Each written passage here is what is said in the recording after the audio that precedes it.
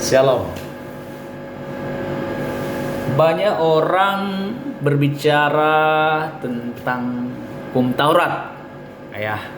Kita tahu kan sejarahnya hukum Taurat itu di dalam Keluaran 19 waktu Israel mau datang ke Gunung Sinai, Tuhan berkata, "Mari mendekat kepadaku."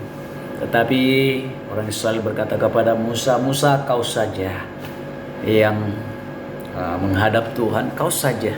Mereka ketakutan, Lalu mereka berkata kepada Musa, apapun yang diperintahkan Tuhan, apapun yang difirmankan Tuhan, kami siap. Kami siap, sanggup, mampu akan melakukannya. Kau saja Tuhan yang menghadap Tuhan. Lalu Tuhan berkata, oke, siap. Kalau itu permintaanmu, maka diturunkanlah 10 perintah Allah. Yang sampai hari ini banyak di gereja-gereja dibacakan 10 perintah Allah.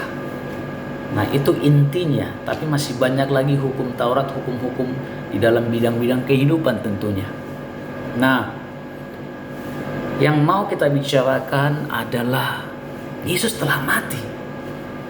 Sudah mati, memberikan tubuh, darahnya, hidupnya, nyawanya buat kita, supaya kita dikatakan jangan hidup lagi di dalam Taurat, tapi hidup di dalam anugerah kasih karunia. Nah, Efesus 2:15 berkata, dengan matinya dia sebagai manusia, dia menggenapkan semua hukum Taurat dalam hidupnya, dalam tubuhnya, dalam kematiannya. Semua hukum Taurat digenapi. Nah, ini berbicara tentang apa? Ini berbicara tentang penebusan dosa. Di dalam hukum Taurat perjanjian lama, orang kalau berdosa dia harus membawa korban-korban kepada imam.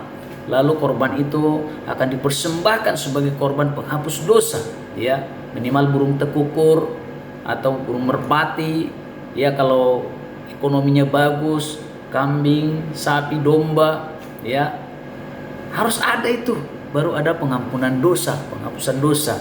Nah, saudara, tapi sampai kapan manusia sanggup membawa persembahan binatang?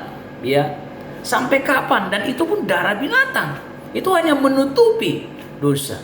Nah, saudara, tapi firman Tuhan berkata, Yesus datang mati, memberikan nyawanya sebagai korban. Dia adalah anak domba Allah. Darahnya diberikan buat saya dan saudara, hidupnya supaya kita jangan hidup lagi dalam Taurat, supaya kita tidak perlu lagi membawa korban-korban yang lain. Firman Tuhan berkata, sekali dan untuk selamanya, itulah korban penebusan oleh darah Kristus. Sekarang dulu kamu yang jauh dari hadirat Tuhan, sekarang kamu menjadi dekat di hati Bapa. Dulu kita jauh dari Tuhan, sekarang oleh darah Yesus kita dekat di hati Bapa. Amin. Sekarang saya dan saudara adalah umat kesayangan, imamat yang rajani, bangsa yang kudus, kepunyaan Allah. Haleluya. Jadi itu, saudara, apa yang digenapi? Penebusan dosa sekali dan untuk selama-lamanya.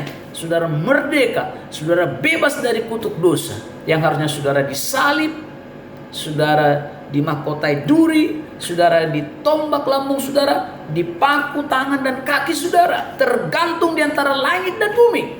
Tapi Yesus menggenapi semua itu, hukuman itu, yang harusnya kita yang menanggungnya. Tapi Yesus rela memberikan nyawanya, hidupnya. Itulah, saudara, penebusan. Itulah dikatakan menggenapi Taurat. Nah, saudara, jadi saudara bersyukur Yesus menggenapi semua Taurat itu. Tidak ada lagi, saudara, penebusan yang lain, tidak ada.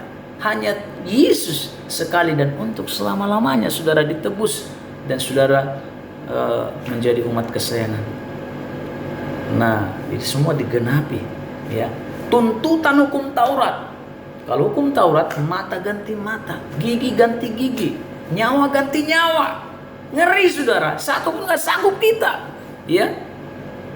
Mata ganti mata, gigi ganti gigi, nyawa ganti nyawa. Semua harus ada balasannya. Itu hukum Taurat, gak bisa main-main, saudara. Jadi Kristus datang menggenapinya supaya apa? Kita menerima kasih karunia. Bukan kita lagi, tapi Yesus sudah menggenapinya. Sehingga kita hidup dalam merdeka, bebas menerima damai sejahtera dari Tuhan. Amin.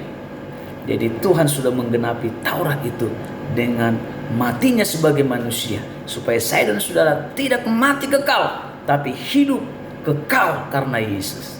Tidak perlu membawa korban-korban lagi, tapi korban Kristus sekali dan untuk selamanya buat saya dan saudara. Sudah digenapi Taurat itu. Haleluya. Amin. Kita nyanyikan satu lagu ya.